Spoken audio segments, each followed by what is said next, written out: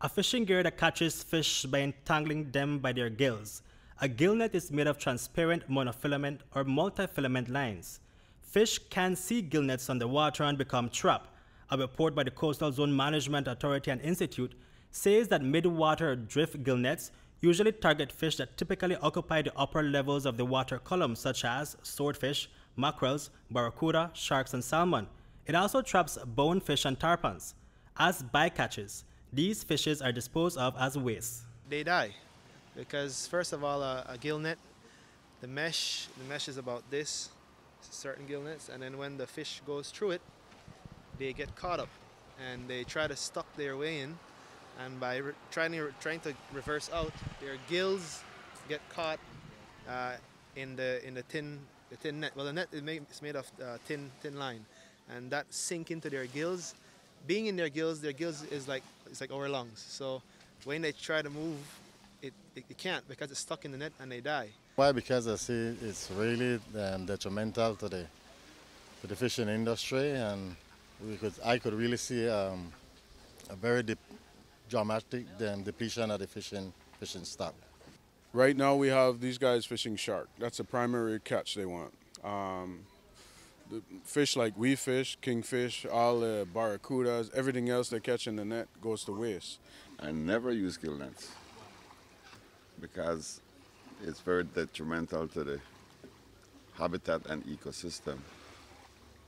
Now talk to us more about that in terms of the destructiveness of the gillnets used. Why do you believe that the government or the Ministry of Fisheries should ban the usage of gillnets in Belize's water? Because it has a lot of bycatch, like rays, manatees, turtles, etc. And these bycatch are completely go to waste. Exactly. You also have permit tarpon, bonefish, which is sports fishing, or catch for sports. And the gillnet is very, very detrimental to those. According to the report, gillnets allow citizens to become self-employed fishers in order to earn a wage to help maintain their households. It says that income made by these fishers is injected back into the economy through the purchasing of fuel, household products, and food products. There are, however, disadvantages to the economy.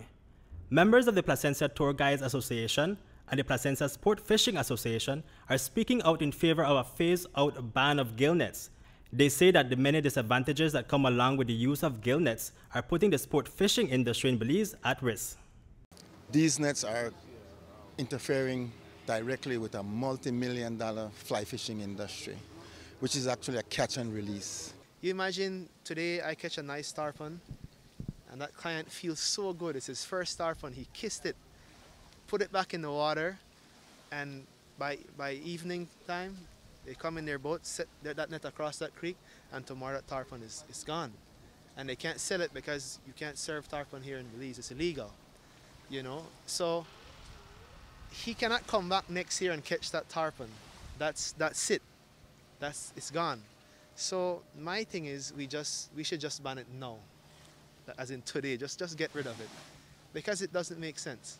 If we continue to let this happen, in other words, having gillnet in the waters, then there's no future. That 100 million, which we could increase if we ban the gillnets, will just keep on going like this. Because a lot of other destinations is open up. Cuba had just opened up to fly fishing, and some of my clients have started going there because they have virgin waters. And so we can't be able to lose out on this thing. We have to prolong it for the next generation and the next generation. But the present generation, which depends on revenue generated by the use of gillnets, needs to be considered. There are alternative livelihoods. I think that the alternative to this gillnet thing is that we can teach these guys to become sport fishermen and just fish lobster and conch and the other stuff that we all do in the village. The lesser of the two evils for me is to get rid of nets and save the tourist industry, because that's what's going to happen eventually. And how do you counter the traditional fishermen saying, okay, you want to save your tourist industry, but I want to save my livelihood? Well, ask them if they're catching the same amount of catch. Just ask them that.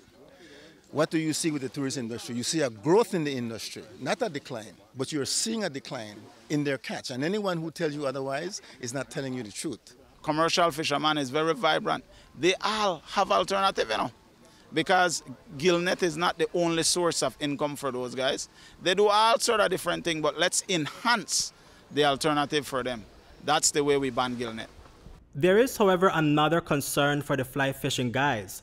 According to the fishermen, in the South, the majority of gillnets licenses are issued to Hondurans and Guatemalans who set up gillnets in Belizean waters. Because 90% of the license here in the South aren't related to any Belizean. There's not one Belizean. Actually, there's only one family of Belizean that have a license for gillnet, and that's Elvis Leslie or Waga or what you want to call him, right? Everybody else is all Guatemalans that come here, so we don't have, it's not benefiting this community at all. We have to remember there's a lot more nets coming across at night, and a full ban on nets would give the enforcement officer a far easier job to confiscate nets and to take them out of the water. The only one where seems like they make more money, I want to try to find a name right on the go for them. Either they come over, so they're a part-time Belizean, or they have something, ambassador or gillnet to Belize from Guatemala. I don't know which one fit better, but I call it part-time Belizean. We come over from just before Christmas till the week before Good Friday. The problem we have is in the remote areas. You go south, there's an area called Rocky Point.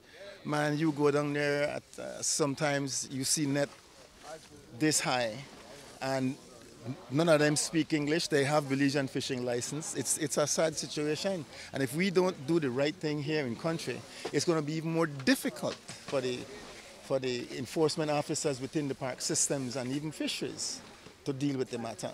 Hipolito, Novelo, News 5.